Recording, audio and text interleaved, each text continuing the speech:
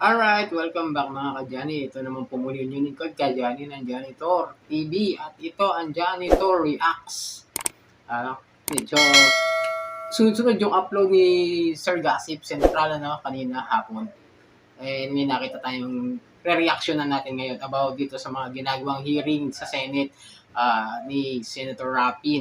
Ito nga, sa mga common sense at sa mga ginagawa niya sa mga paghihiring lagi na lang sa mga kapulisan, kung ano yung mga mostly damage control talaga na nangyayari dito sa mga kapulisan natin kapag dumadalo sila sa hearing dito sa Senate, kapag sila ay iniimbestigahan ng ating mga senador, at kung anong klaseng pag-imbestiga ang ginagawa sa kanila ng mga senador dito, lalong-lalo na si Senator Rapi Tulfo sa kanyang mga ginagawang investigations. So, tingnan natin ano ba itong pinag-uusapan nila rito, no? Sa nakita natin dito kay Sir Gossip. Pahiram muna, Sir Gossip, reactionan ko lang.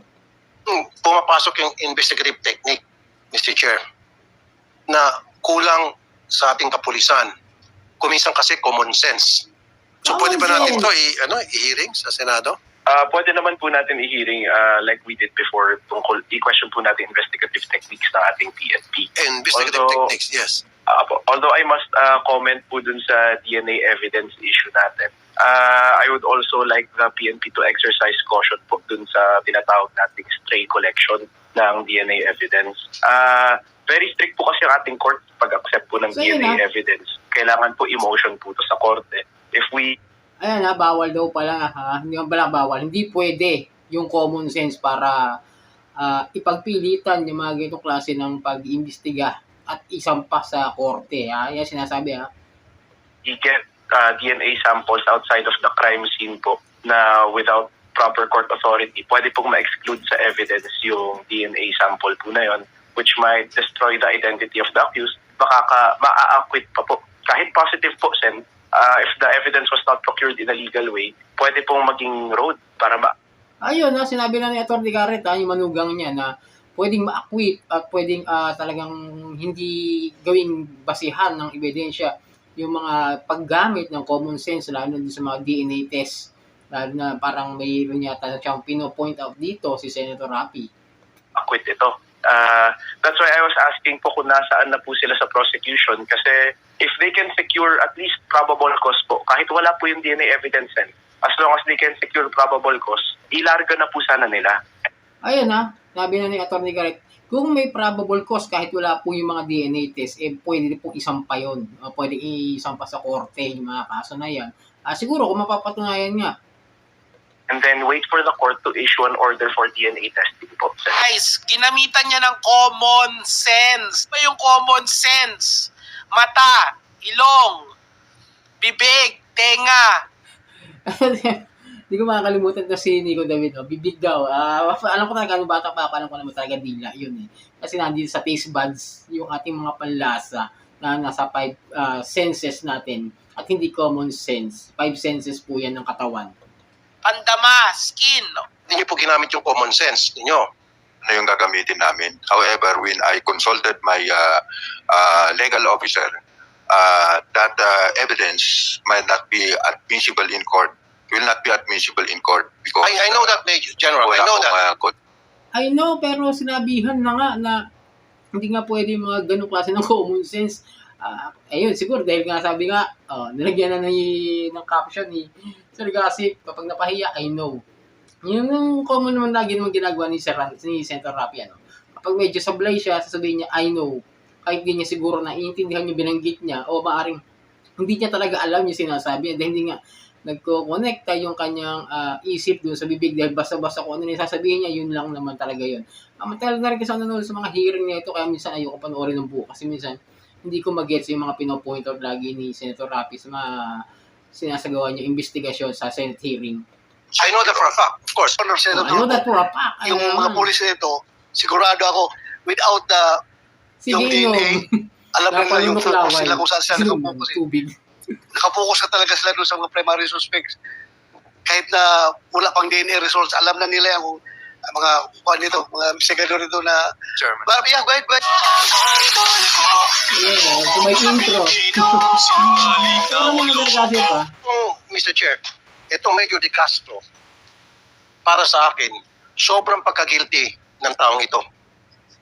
Because nung makakuha ng DNA doon sa sakyan na na-recover sa victim, no, sasakyan na supposedly yun yung sinakyan ng victim, may blood na sa DNA test, yun talaga ang blood ng victim doon sa loob ng sasakyan. And then the PNP were trying to convince Major De Castro magpa-DNA test kasi meron tatlong hair strands ata doon, several hair strands. And Malamang may iwan talaga dahil nga nasasakyan niya yun eh. At makakaiwan talaga ng mga buhok doon. Kung saan siya sumandal o kung saan man siya nadikit yung kanyang ulo. tinurn down niya. Now, ni-request ko sa PNP noon, ewan ko sino ba na-interview ko doon sa CIDG noon, CIDG was doing a good job, Mr. Chair. Sana all may... And the CIDG requested doon sa kamag-anak. Kasi siyempre, di mo pwedeng pilitin yung police, yung suspect. Yung kamag-anak, tumanggi rin. Kasi yung kamag-anak, pwedeng idudugtong yun eh. DNA test, ayaw din. Now, dito yung pumapasok yung investigative technique, Mr. Chair. Ano yun?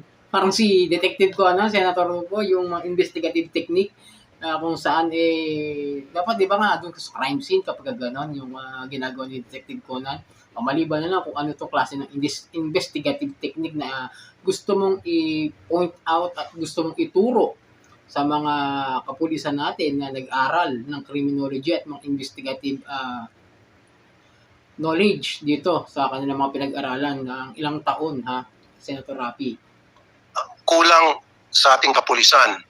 Kuminsan kasi common sense. Ayun! Nandoon na yung police nasa custody ninyo. Tama? Ayun na nga yung common sense. Sino ba may custody sa PNP sa kay Medyo noon? Sino po may custody sa PNP at that time? Kanino po di ba nasa custody yung si Major nakakulong o sa headquarters? Kayo po? Within the campo, Your Honor. Kaya nga, so sino nga po mismo may custody doon kay Major while Yung inside the chief camp? po ng RHSU namin. Ano Your po? Honor. Chief ng Regional Holding Unit natin. Okay. Now, when you were asking Major De Castro to provide a DNA of his hair or hair strand, and he said no. Tama? And you stop right there. Dahil karapatan naman po ng isang iniimbestigahan o ng isang taong katulad niyan, ayaw niya magpa-DNA. Karapatan po niya tumanggi. Lagi yun po yan. Kasi we have all the rights na kung ano man yung sasagutin natin. Maaring pwede ngayon kung sasagutin natin sila sa investigasyon, pwede abogado ang magsalita at sa korte yung dalhin. Para yun ang gagamitin na pandepensa sa kanilang mga tawag doon, sa kanilang mga sinasampang reklamo o kaso sa kanila ng mga dependent ng mga naakusahan. Tama nga naman, karapatan niyang tumanggi. Di ba?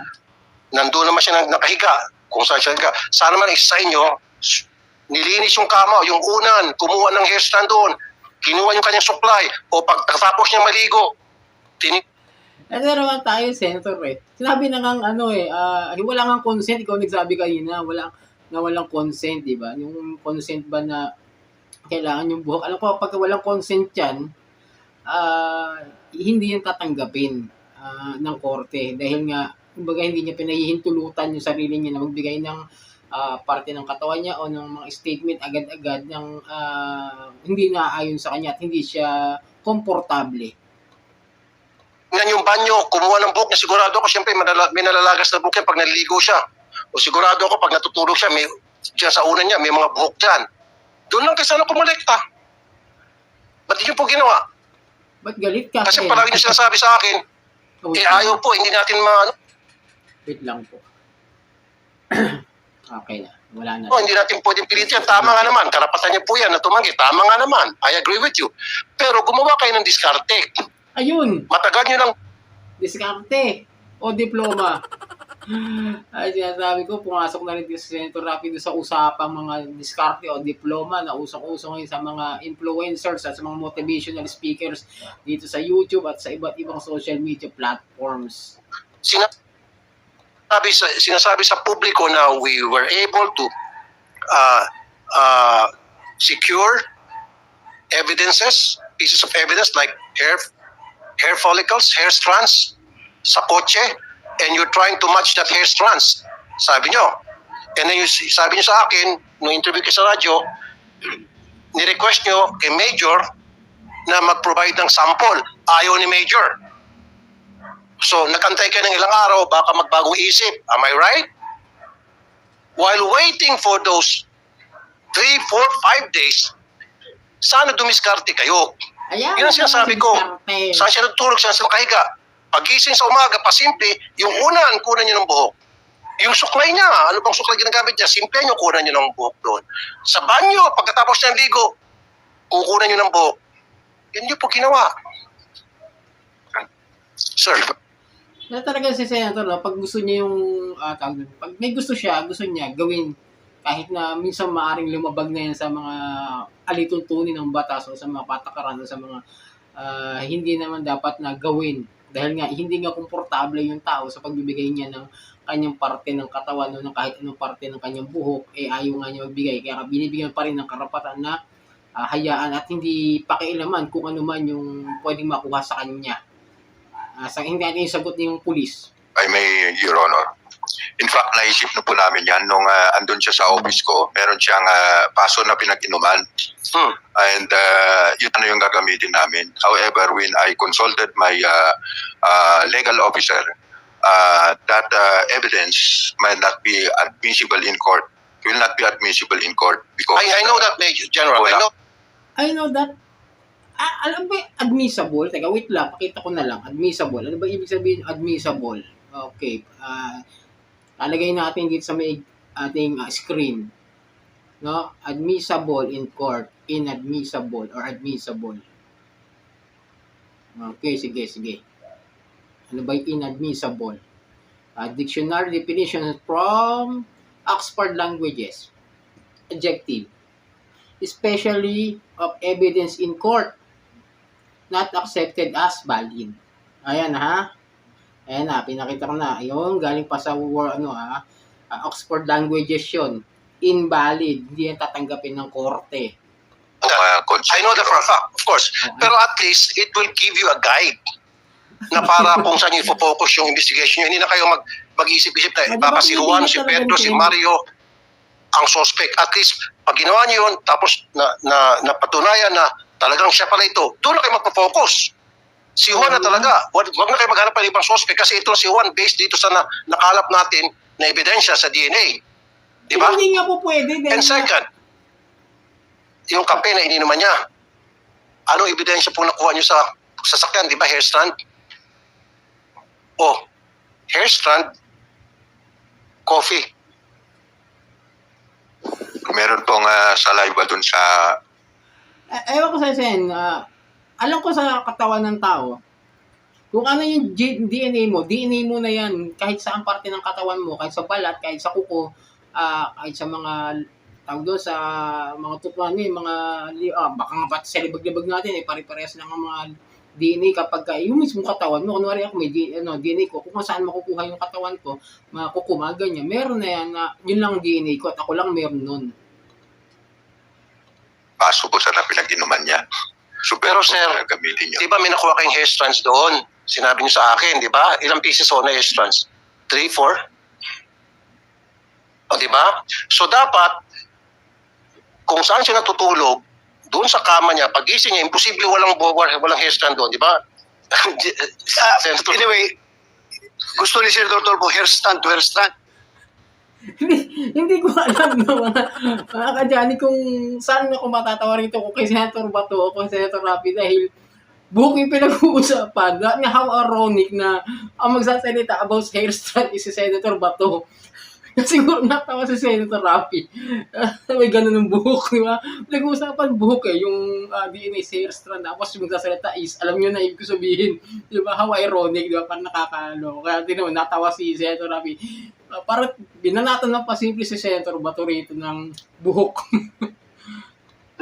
Pero pag DNA kasi, absolute yan eh. Kung DNA na makukuha sa hair strand at saka DNA na makukuha dito sa baso, pareho lang yan.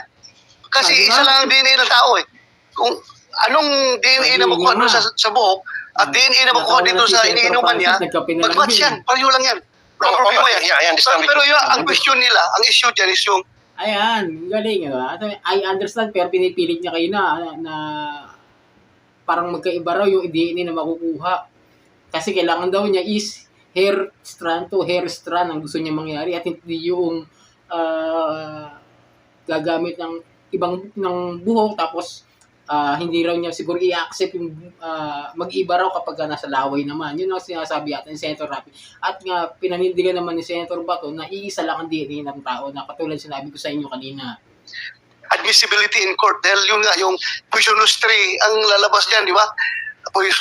Yung poisonous tree doctrine na anything evidence na makukuha mo without the consent of the tao is magiging poisonous yan. Yung fruit of the poisonous tree. Yeah, fruit of the poisonous tree. Oh. Pero yan nga, I agree with you, Mr. Chair, na hindi natin pwedeng gamitin yung sa korte. I know that. Pero at least, I know that, pero pinipilit pa rin ni Senator Rapi yung at least na regardless na kung hindi man pwede is gagamitin pa rin niya, kailangan makakuha kayo, hindi nga pwedeng isang pa sa korte at maaaring i-dismiss o i-acquit lang ng korte yan kapag pinilit nilang gawin yung pagkuha ng walang consent yung taong inaakusahan nila. mafo-focus nyo inyong investigation. Pero pag napatunayan base sa inyong pag-secure na walang court order halimbawa at napatunayan yung ebidensya na ito nga pala talaga ang suspect natin, pero then doon na kayo magpo-focus. Huwag na kayo mag-focus sa iba pa. Tama yun. Pero, Your Honor, Senator Tulfo, yung mga pulis na ito, sigurado ako, without yung DNA, alam na nila yung focus nila kung saan sila nakapokus eh. Nakapokus na talaga sila doon sa mga primary suspects. Kahit na wala pang DNA results, alam na nila yung mga investigator. Malamang alam na nila yan sa Senator Bato, no? Kasi nga mga investigador yan, mga nag-aral yan, mga may diploma yan. Ikaw sigurado, Senator Bato, may diploma ka, nag-aral ka, kasi naging PNP General ka, criminology yan, sigurado. Ewan ko lang ito kay Senator Francis Tolentino dahil tingin ko mukhang may tinapos din naman dahil maayos siya makapagsalita. Pati yung mga pulis na nandyan, lahat yan, may pinag-aralan yan. Ewan ko lang kay Senator Rapi dahil siya mismo nagsabi na hindi siya nag-aaral at bulak-buli siya noon sa mga kwento niya doon sa programa niya, no? Kaya dito pumapasok din yung diskarte o diploma sa pinag-uusapan dito sa hearing niya. Pumasok yung diskarte o diploma rito bigla.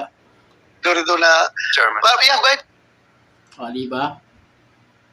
Yun yung sinasabi ko mga kadyani eh. Na kung saan, minsan ang hearing talaga hindi maganda yan eh. Totoo lang Hindi maganda sa trial by publicity. Kaya yung mga ganyan na pumapasok sa ganyan trial by publicity ay ma-attend, mapapahiya or kung ano man, mapahiya yung iniimbestigahan o kaya naman yung mga pag-uusapan nila ay malalaman nung person of interest o nung tao na akusahan. Kaya makakagawa siya ng parang na pwede siya makapaghanap ng depensa laban sa pag-akusa sa kanya na kung ano man yung krimen na nagawa niya. Kaya hindi maganda talaga yung mga ganitong klase ng trial by publicity, mga kadyani. So yun, ito ang yung lingkod kadyani ng Janitor Reacts TV.